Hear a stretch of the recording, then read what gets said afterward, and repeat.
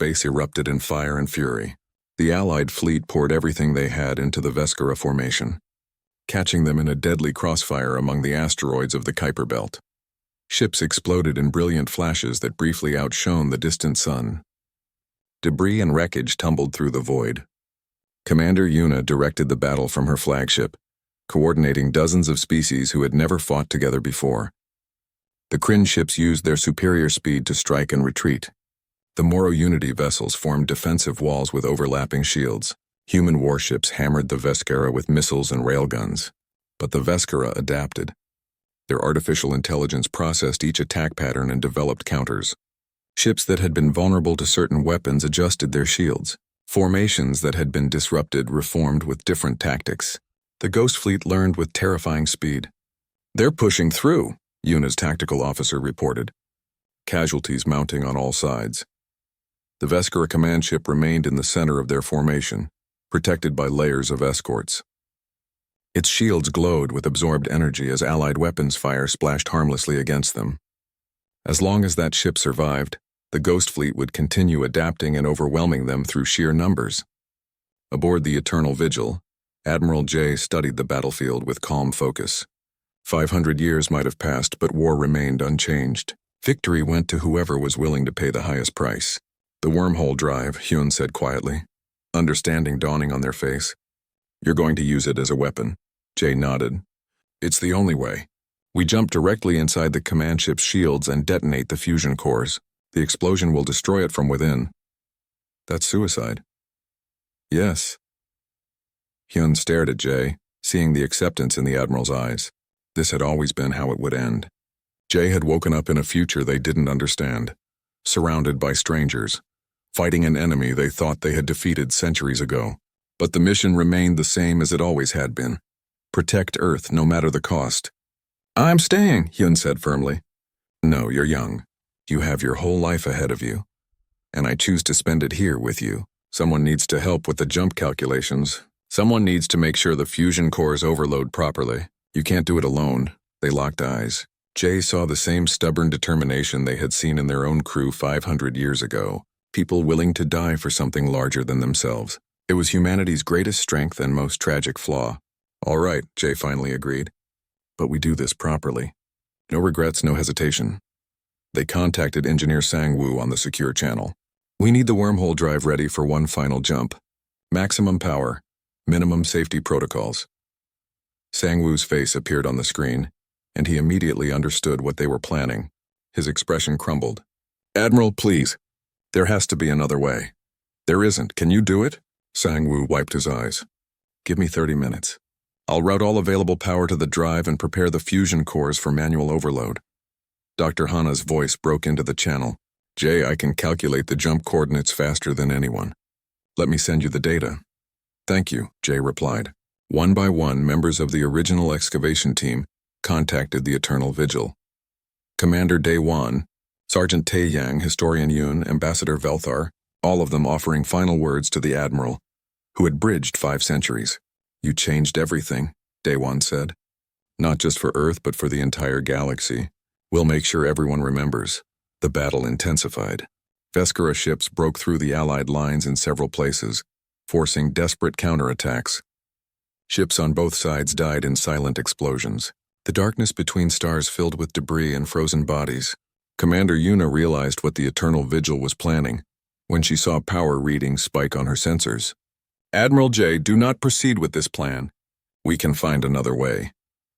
"There is no other way," Jay responded calmly. "You know it, I know it. Hold the line, Commander. Buy us the time we need." Yuna closed her eyes briefly, then opened them with fierce determination. "All ships protect the Eternal Vigil. Clear her a path to the command ship. Whatever she's doing, we make sure she gets there." The Allied fleet shifted formation. Ships threw themselves between the Eternal Vigil and enemy fire, sacrificing themselves to protect the ancient warship. Kryn vessels with their crystalline hulls shattered under Veskara weapons. Moro Unity ships burned as their shields failed. Human destroyers rammed Veskara escorts, trading their lives for precious seconds. Aboard the Eternal Vigil, Hyun worked frantically at the engineering console while Jay piloted toward the command ship. The wormhole drive hummed with dangerous energy. pushing far beyond its original design specifications. Calculations complete, Dr. Hana transmitted. Sending coordinates now, Admiral. It's been an honor. The honor was mine, Jay replied. The fusion cores began their overload sequence. There was no turning back now. In 10 minutes, they would explode with enough force to vaporize everything within a kilometer. The Eternal Vigil would become a flying bomb, and Jay and Hyun would be at ground zero. Are you afraid? Hyun asked quietly. Yes, Jay admitted. But that's okay. Courage isn't the absence of fear. It's doing what needs to be done despite being afraid. They flew deeper into the Veskara formation. Enemy ships swarmed around them, but the Allied fleet kept them at bay. The command ship grew larger on their screens, a massive dark vessel bristling with weapons and armor. Wormhole drive ready, Hyun reported. Jump in 30 seconds. Jay took the controls with steady hands. Thank you for staying with me. I didn't want to be alone this time. Neither did I. The seconds counted down. Around them, the battle raged with desperate fury. Ships exploded. People died. Species that had been strangers weeks ago fought side by side, united by the sacrifice of one ancient admiral. 10 seconds. Jay thought of their crew from 500 years ago, young and brave and trusting their admiral to bring them home. They thought of Earth, the planet they had crashed into the ocean to protect. They thought of all the worlds that had unknowingly benefited from debris scattered across the stars. 5 seconds. Hyun reached out and took Jay's hand. They held tight to each other, two people from different eras connected by shared purpose. Jump. The Eternal Vigil vanished in a flash of twisted space-time. For a fraction of a second, she existed in multiple places at once, caught between dimensions. Then she reappeared inside the Veskara command ship's shields, materialized directly in the center of its massive hull. Alarm screamed. The Veskara artificial intelligence tried to comprehend how an enemy vessel had appeared inside its own ship. It had no time to react. Jay and Hyun worked together in perfect coordination, their hands flying over controls. They bypassed every safety system, overrode every failsafe, pushed the fusion cores past every limit. It's done, Hyun said. It's done, Jay agreed. They stood together on the bridge of the Eternal Vigil, surrounded by 500 years of history. The ship that had fought impossible odds, scattered hope across the galaxy, and waited patiently in the desert for someone to find her. She had completed her mission at last. Vigil, Jay said to the ship's computer. Thank you for bringing me home. It was my honor, Admiral. The fusion cores exploded. The Eternal Vigil and the Veskara command ship vanished in a sphere of nuclear fire that briefly rivaled a small sun. The explosion consumed everything nearby, turning metal and flesh into superheated plasma. Without their command ship, the Veskara Ghost Fleet fell into chaos. Ships collided with each other. Formation patterns dissolved. The coordinating intelligence that had held them together for 500 years was gone. Commander Yuna didn't hesitate. All ships, attack! Hit them while they're disorganized. The Allied fleet surged forward. They tore through the confused Veskara ships with renewed fury, fighting for the Admiral who had given everything. The battle turned into a rout. Within hours, the Ghost Fleet was destroyed, scattered debris joining the wreckage of the Eternal Vigil in the cold darkness. Earth celebrated. Ships from across the galaxy cheered. The Veskara Dominion, terror of the ancient galaxy, was finally and truly defeated. Not by one species alone, but by dozens working together. News of the victory spread across every world. Admiral Kim Jae's name was spoken with reverence. The ancient warrior who had fought in two eras 500 years apart and won both battles at tremendous cost. 3 months later, a memorial was built at the excavation site where the Eternal Vigil had been found. The desert sand had been cleared away, revealing the impact crater from when the ship had crashed 5 centuries ago. Engineers preserved the site exactly as it had been. Commander Daewon stood at the memorial's dedication ceremony. Representatives from every allied species attended, along with thousands of humans who wanted to pay their respects. Admiral Kim Jae taught us something important, Daewon said to the assembled crowd. Sacrifice isn't about dying for a cause. It's about being willing to give everything so others can live. Jae and Lieutenant Hyun made that choice, just like Jae's crew made that choice 500 years ago. Earth's orbital defense platforms lit up like a constellation of angry stars. Massive warships that had been on patrol rushed back to form a defensive perimeter around the planet. The Terran Defense Fleet numbered 300 vessels, each one equipped with weapons and shields that would have seemed like magic to Admiral J 500 years ago. But the approaching Veskera ghost fleet numbered in the thousands. Fleet Commander Yuna coordinated the defense from the orbital command station. She was younger than Admiral Park, with sharp tactical instincts and a reputation for creative thinking in battle. When Jay's face appeared on her communication screen, she felt a strange mix of awe and resentment. "Admiral J," she said formally, "I've read about you in history books. I never expected to take orders from a legend." "You won't be taking orders from me," Jay replied. "This is your fleet, Commander. But I know how the Veskara think and fight. Let me advise you." Yuna appreciated the respect. "What can you tell us about them?" Jay pulled up tactical displays from the Eternal Vigil's archives. The Veskara Dominion conquered half the galaxy before they disappeared. They're not like other species. They don't negotiate or show mercy. They see themselves as perfect beings and every other species as contamination that must be purged. "Their ships?" Yuna asked. "Fast, heavily armored, and equipped with energy weapons that can cut through most shields. They fight in coordinated groups, never alone. Kill one ship and another immediately takes its place. They learn from every engagement and adapt quickly." The briefing continued for hours. Jay explained Veskara tactics, weak points in their ship designs, and the mistakes that had cost them during the first battle. Modern military commanders filled the communication room, taking notes and asking questions. Some treated Jay with reverence, others with skepticism. Meanwhile, Engineer Sangwoo led teams working to restore the Eternal Vigil. The old warship had systems that modern Earth had lost or never fully understood. Reverse-engineered Veskara technology that could make a difference in the coming battle. "Can we get her flying again?" Jay asked, standing in the ship's engineering bay. Sangwoo wiped grease from his hands. "The fusion cores are stable and most systems are responding. But Admiral, this ship is 500 years old. Even with repairs, she's fragile." "She survived the impossible once," Jay said softly, patting a bulkhead. "She'll do it again." Lieutenant Hyun had barely left Jay's side since the revival. They helped Jay navigate the modern world, explained new technology, and made sure the Admiral ate and slept. A friendship was forming between them, built on mutual respect. "Why did you stay behind?" Hyun asked one night as they reviewed fleet positions. "You could have evacuated with your crew." Jay was quiet for a moment. "Someone had to pilot the ship. Someone had to make sure the Veskara followed us away from the escape pods. It was my responsibility as commander." "But you were alone for weeks before going into cryo-sleep. Weren't you afraid?" "Terrified," Jay admitted. "But fear doesn't change what needs to be done." The Veskara fleet drew closer. Long-range sensors revealed their composition, and the data was terrifying. The ships were ancient but maintained by automated systems. They had been searching the galaxy for 500 years, following the debris trail from Jay's battle. Every world that had benefited from that debris was on their targeting list. Ambassador Velthar arrived with representatives from the Kryn Collective and other alien species. They gathered in a hastily assembled war council, species that had once been strangers now united by a common threat.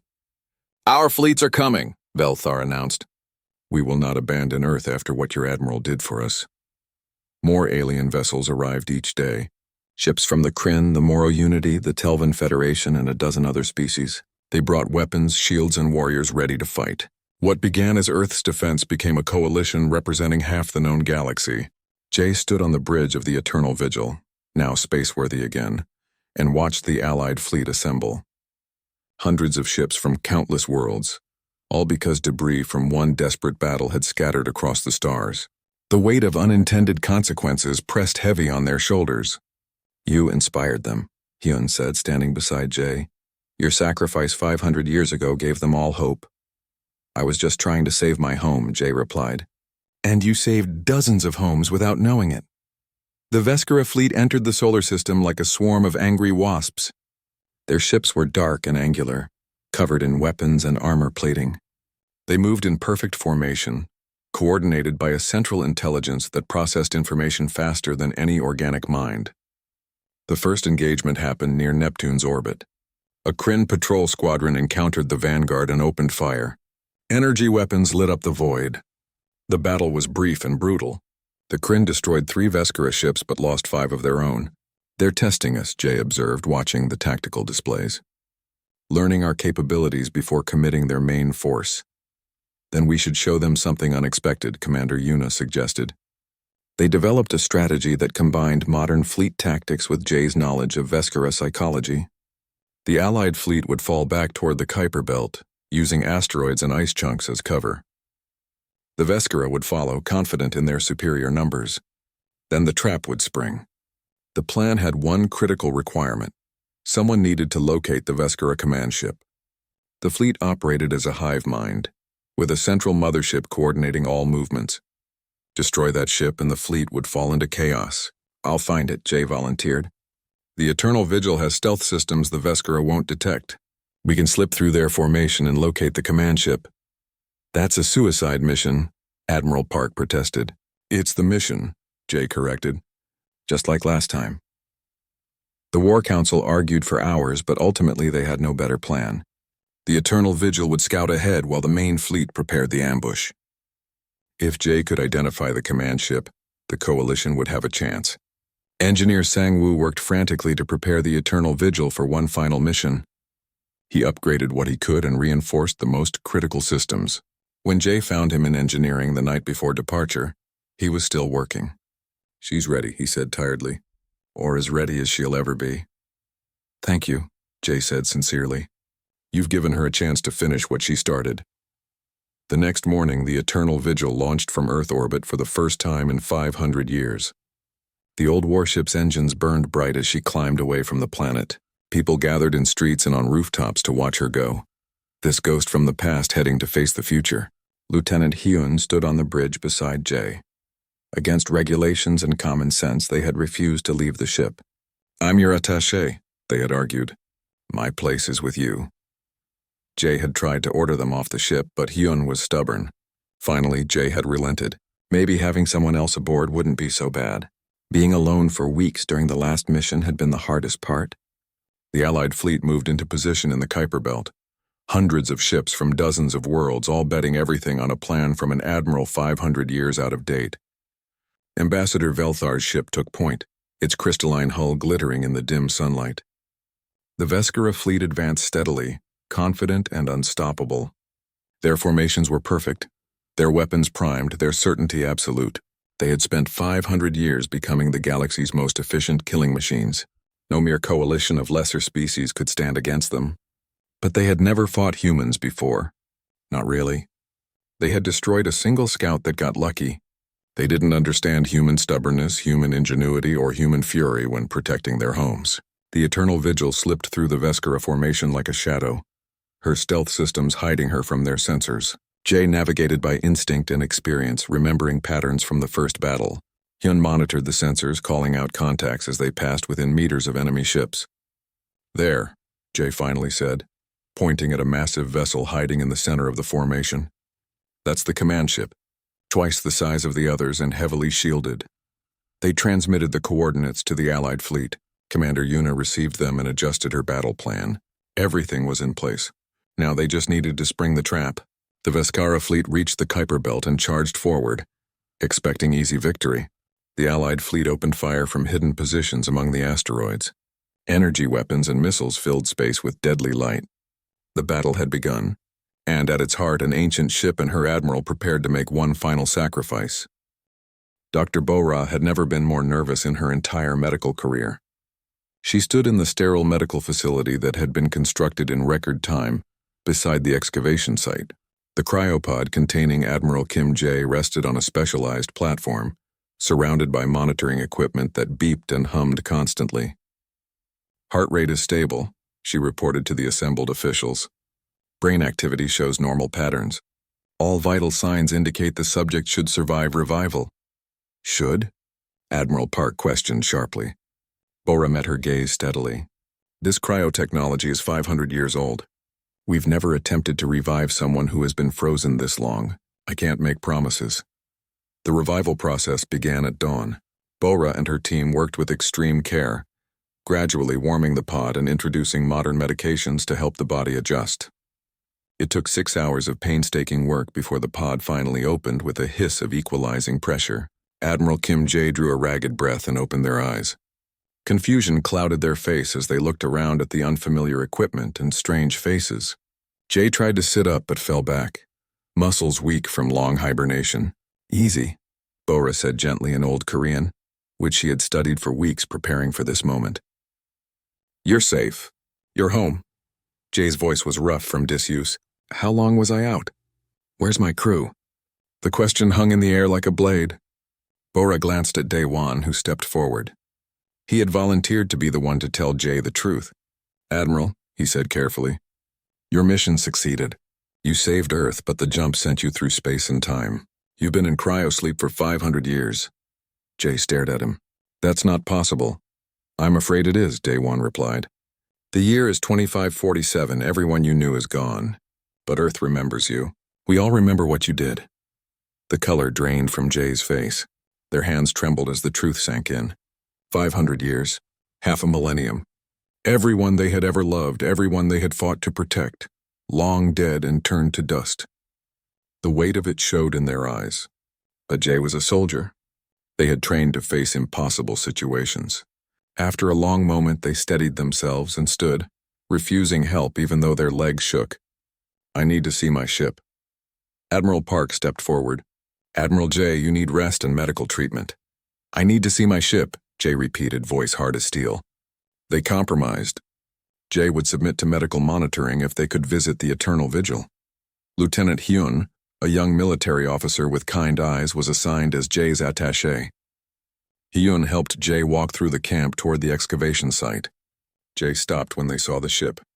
The mighty warship they had commanded was half buried in sand, scarred and weathered by centuries.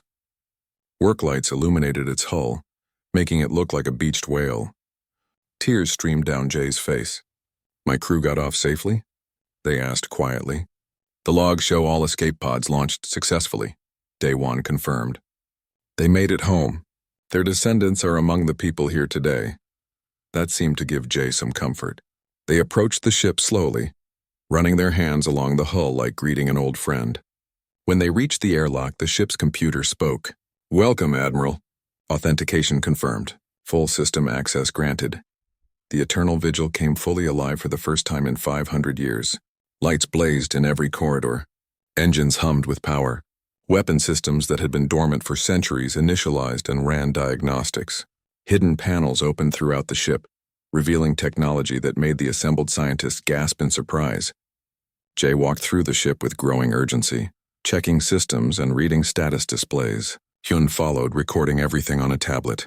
The technology was far more advanced than it should have been for 2047. Some of the systems matched nothing in modern databases.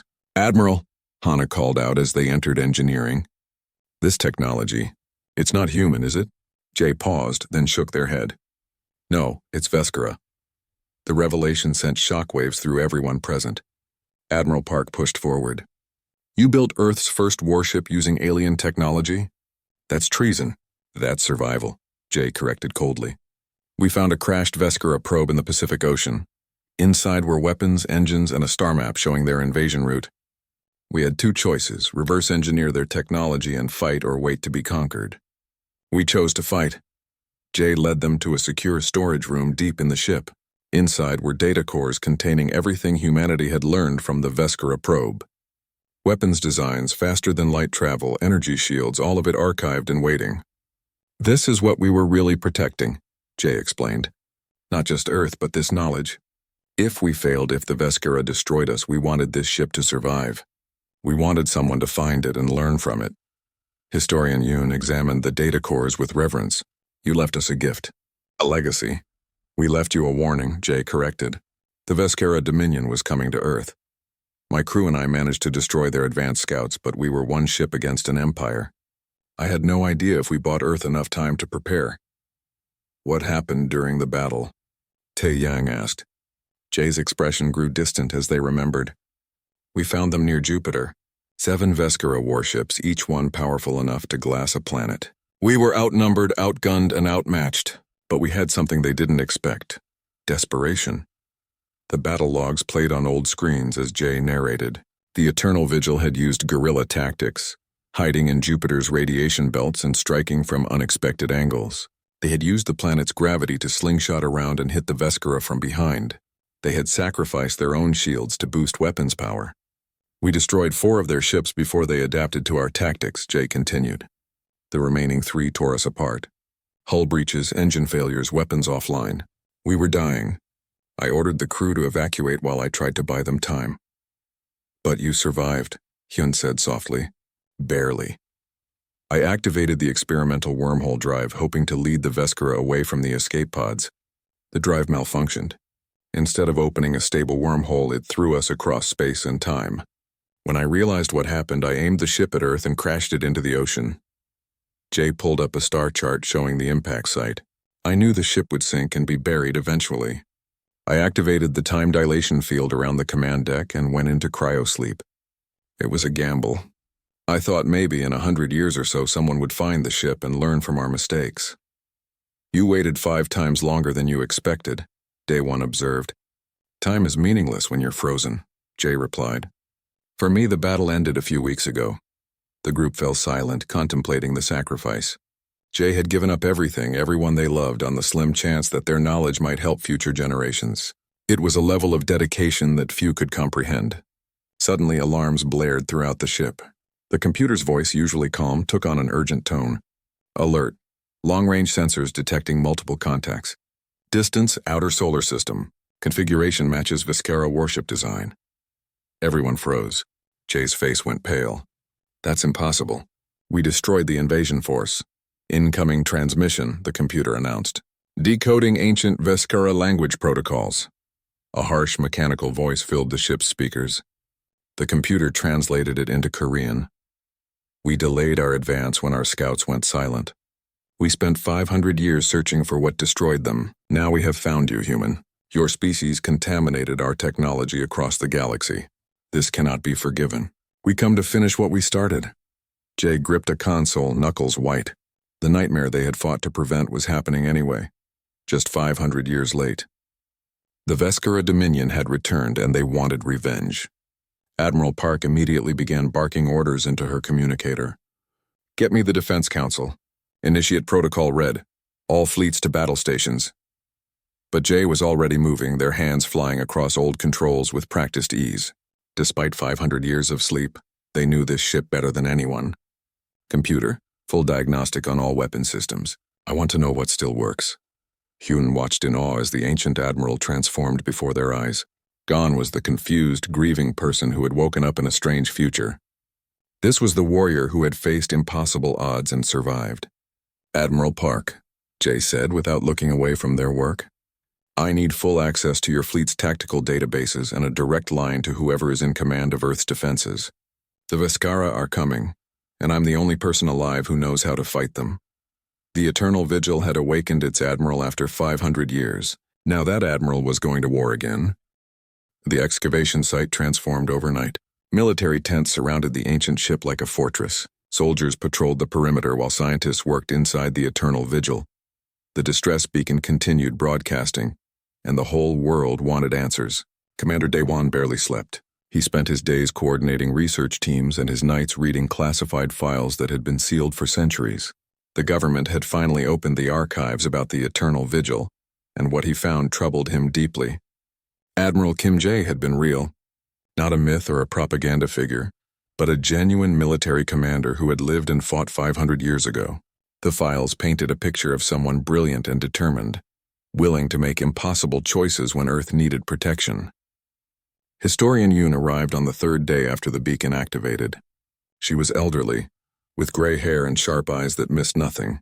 She had spent her entire life studying pre-contact military history. When she saw the ship, tears ran down her weathered face. I never thought I would see it, she whispered. I spent 40 years proving this ship existed and everyone called me crazy.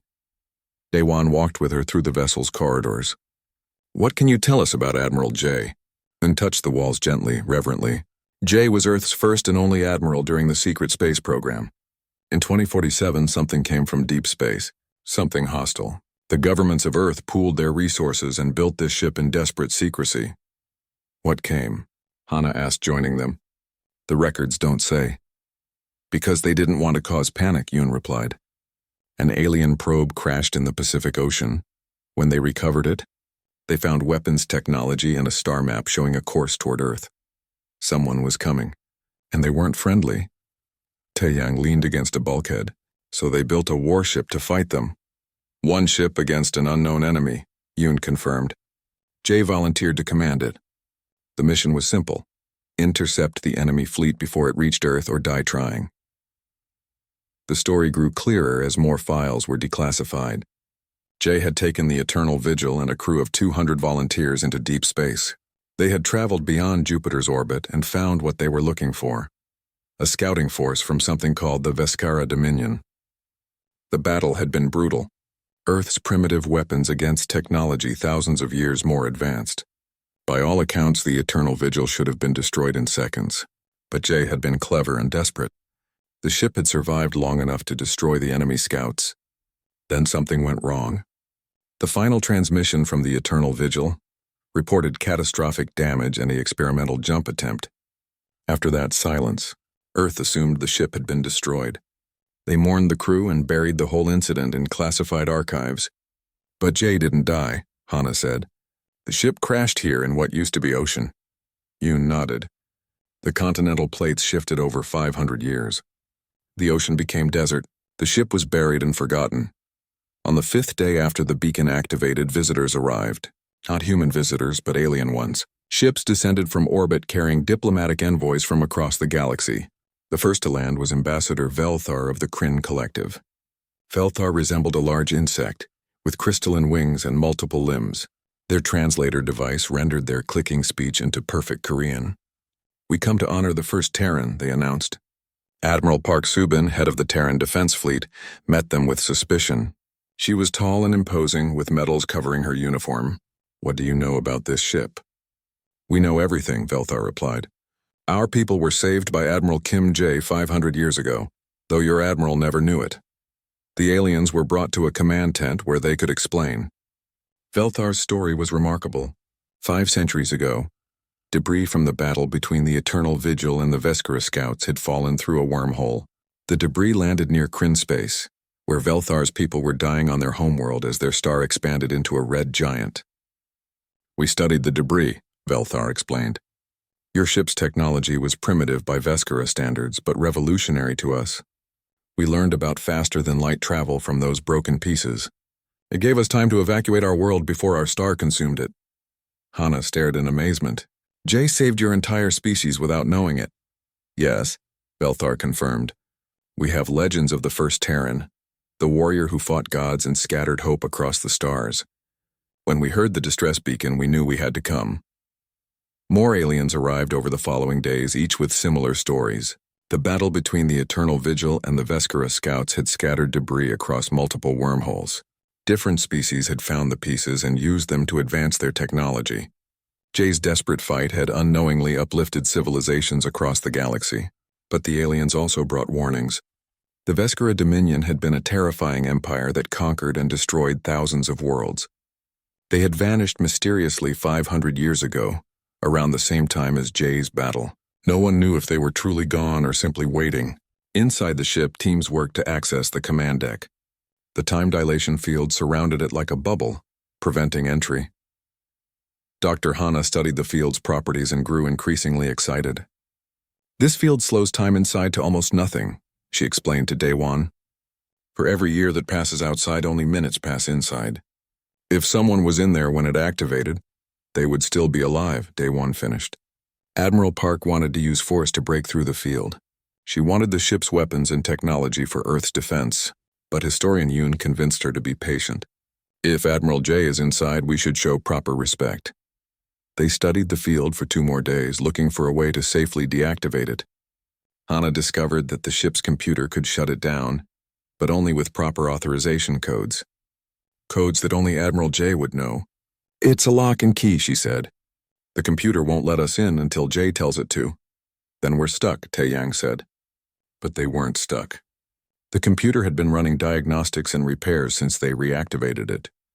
It had been analyzing its own damage and reviewing its logs. On the 10th day after the beacon activated, it made an announcement. "Command deck assessment complete. Time dilation field stable. Life support pod detected. Occupant status hibernating. Identity confirmed, Admiral Kim Jae. The tent exploded with activity. Medical teams rushed to prepare equipment. Scientists argued about the best way to proceed. Admiral Park ordered a military honor guard assembled. Daewon stood before the shimmering field that separated them from the command deck. Somewhere beyond that barrier was a person who had fought impossible odds to save Earth. A person who had ordered their crew to evacuate while staying behind alone. A person who had crashed their ship into the ocean and activated a time dilation field, betting everything that someone would find them someday. "Computer," he said quietly. Can you deactivate the field? "Negative. Authorization required." "What if we explain to Admiral J what has happened? Would you relay a message?" The computer was silent for a moment. "Affirmative. Message relay possible." Daewon took a deep breath. He thought about what to say to someone who had been asleep for 500 years. How do you tell someone that everyone they knew was gone? That the world they fought to save had changed beyond recognition?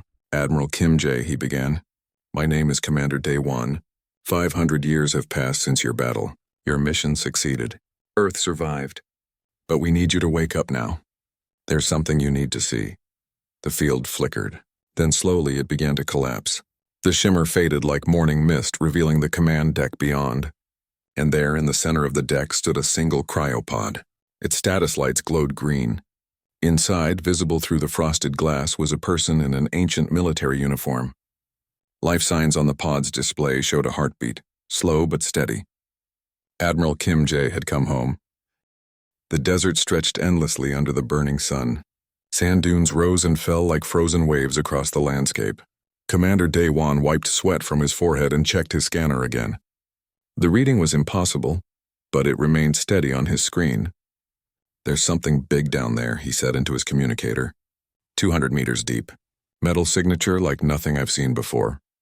Dr. Hannah adjusted her equipment and frowned at her own readings. "That's impossible. This desert has been surveyed a dozen times. How did we miss something that large?" Sergeant Taeyang stood nearby, his rifle slung across his shoulder. He had been assigned to protect the archaeological team, though he found the work boring. "Maybe your machines are broken," he suggested. Hannah shot him an annoyed look. "These scanners cost more than your entire armory. They're not broken." The excavation began the next morning. Massive drilling machines carved through layers of sand and compressed earth. The work was slow and dangerous. Ancient deserts held secrets, and not all of them were safe to disturb. Daewon supervised every step, making sure his team followed proper protocols. 3 days into the dig, they hit something solid. The drill bit screamed against metal and stopped. Workers scrambled to clear away the sand by hand. What they uncovered made everyone stop and stare. It was a ship. Not just any ship, but a warship of incredible size. The hull gleamed dully under the work lights, barely scratched despite centuries underground. Strange markings covered the surface in 2 different scripts. One was Old Earth Korean, a language few people could read anymore. The other was completely unknown. Daewon ran his hand along the hull. The metal felt warm, almost alive. "Get the translation software running," he ordered. "I want to know what these markings say." The team worked through the night. Slowly, they uncovered more of the massive vessel. It was at least 300 meters long, with weapon ports along its flanks and a command tower rising from its center. The design was unlike anything in modern databases. It looked both ancient and impossibly advanced. Hannah examined the unknown script with growing excitement. "These symbols match no known alien language in our records. But look at how they're paired with the Korean text. It's like a translation guide." "What does it say?" Taeyang asked. He had grown interested despite himself. "Give me time," Hannah muttered. "Old Korean is tricky, and this is military terminology from centuries ago." By dawn, she had an answer. The ship's registry identified it as the HNCS Eternal Vigil. The flag beside it was Ancient Earth, from before the unified world government. A serial number followed, and then a date that made Hannah's blood run cold. 2047, she whispered. "This ship is 500 years old." Daewon pulled up historical records on his tablet. His face went pale as he read. The Eternal Vigil was Earth's first deep space warship. It was built in secret and launched during the pre-contact era. Official records say it exploded during a training exercise. All hands lost. "But it's here," Taeyang said, stating the obvious. "It didn't explode." "No," Daewon agreed. It didn't. The discovery attracted immediate attention. Within hours, government officials, military commanders, and scientific experts descended on the site. Security increased dramatically. What had been a simple archaeological dig became a matter of planetary security. The excavation continued under heavy guard. Teams worked around the clock to uncover the entire vessel. As more of the ship emerged from the sand, they discovered something remarkable. The hull showed signs of tremendous damage, but it had been repaired using materials that shouldn't have existed in 2047. Hana led the effort to access the ship's interior. They found an airlock on the port side and managed to open it using emergency override codes from historical databases. Air hissed out when the seal broke, stale but still breathable after 5 centuries. Inside the ship was a marvel. Corridors stretched into darkness, lined with technology that seemed both primitive and advanced. The crew quarters were empty, beds neatly made as if waiting for occupants who would never return. Personal effects remained in lockers. Photos of loved ones turned brown with age. They found the computer core in the ship's central processing room. To everyone's amazement, it showed faint power readings. Backup fusion cores buried deep in the ship's belly still functioned, running on automatic for 500 years. How is this possible? Day One wondered aloud. Fusion cores don't last this long without maintenance. Hana connected her portable terminal to the computer core. The ancient system resisted at first, then slowly came to life. Screens flickered and glowed with soft blue light. Text scrolled across displays in Old Korean and the unknown alien language. A voice suddenly filled the room, speaking in perfect Korean but with an accent no one had heard in centuries. Main computer system active. Running diagnostic checks. Damage assessment in progress. Everyone jumped. The voice was artificial but somehow warm, almost human. This is Commander Day One of the Terran Historical Preservation Corps, Day One said formally. We have discovered your ship and wish to access your records. Access denied, the computer replied. Awaiting command authorization. Admiral Kim J must authenticate before full system activation. Admiral Kim J is dead, Hana said gently. This ship has been lost for 500 years. Negative. Time dilation field remains active in command deck. Admiral status unknown, standing by for authentication. The team exchanged shocked looks. A time dilation field? That technology had only been theorized in the 2040s, never successfully implemented. If the computer was telling the truth, someone in that field could still be alive. Before anyone could respond, alarms blared throughout the ship. Red emergency lights flashed in the corridors. The computer's voice took on an urgent tone. Distress beacon activated, broadcasting on legacy military frequencies. Message sent. What message? Tae-Yang demanded, his hand moving to his weapon. The computer's response was simple and terrifying. Admiral returning. Prepare for arrival. Day One's communicator exploded with frantic calls from the surface. Other teams had detected the transmission. It was broadcasting across the solar system, powerful enough to reach every corner of human space and beyond. Hana stared at the glowing screens in disbelief. Who is the message for? Everyone from that era is gone. The computer didn't answer. It simply continued broadcasting, waiting for a response that had been delayed by 5 centuries. Outside in the cold desert night, people gathered around the excavation site. They looked at the ancient warship emerging from the sand and wondered what secrets it held.